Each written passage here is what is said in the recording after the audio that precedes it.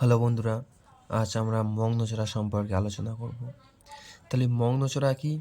উষ্ণ ও শীতল স্রোতের মিলনস্থলে হিমশৈলের গলনের ফলে তার মধ্যে থাকা নুড়ি কাঁকর পলি বালি সঞ্চিত হয়ে সৃষ্ট নিমগ্ন ভূমিভাগকে মগ্নচড়া বলে। তাহলে কি?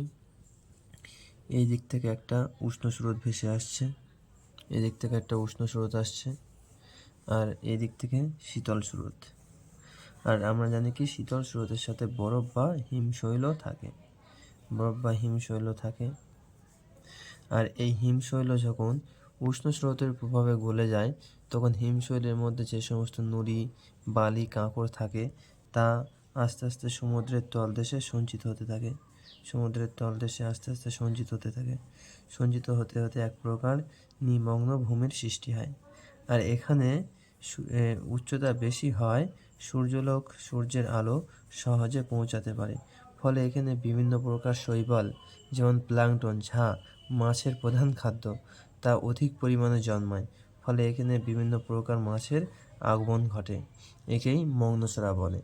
মগ্নচড়ার গুরুত্ব কী? না, মগ্নচড়াগুলি অন্যতম শ্রেষ্ঠ বাণিজ্যিক মৎস্য আহরণ অঞ্চল।